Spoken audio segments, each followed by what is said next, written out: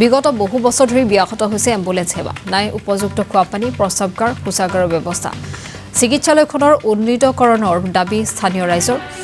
উল্লেখ কৰিব বিচাৰিছো বিগত বহু বছৰ ধৰি ব্যাহত হৈছে এম্বুলেন্স সেৱা এই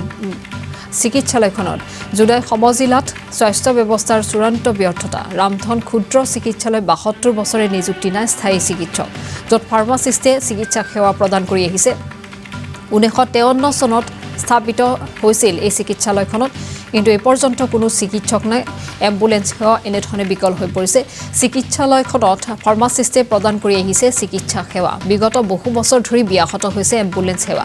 নাই কোনো ধৰণৰ উপযুক্ত খোৱাপানী প্ৰস্ৰাৱগাৰ শৌচাগাৰৰ ব্যৱস্থা এই ক্ষেত্ৰত চিকিৎসালয়খনৰ উন্নীতকৰণৰ দাবী জনাইছে একাংশ স্থানীয় ৰাইজে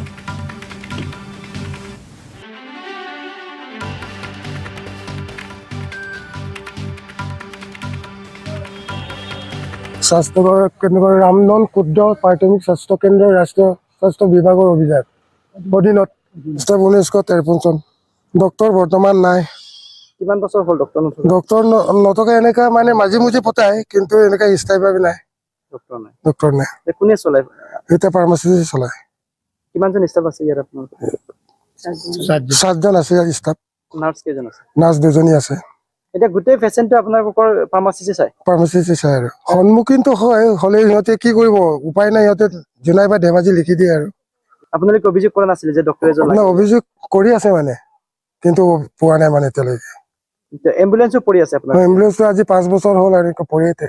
আৰু লেট্ৰিন বাথৰুমৰ অৱস্থা অৱস্থাবিলাক বেয়া চৰকাৰে যদি চোৱা নাই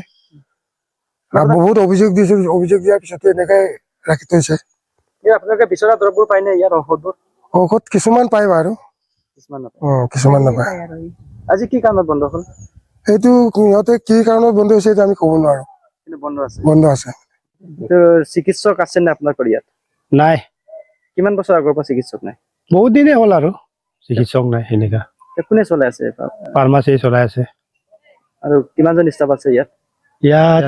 7জন আছে কিন্তু ডক্টৰ নাই ডক্টৰ নাই মাজে মাজে 6 মহীয়া 7 মহীয়া এনেকা ডাক্তৰ আহে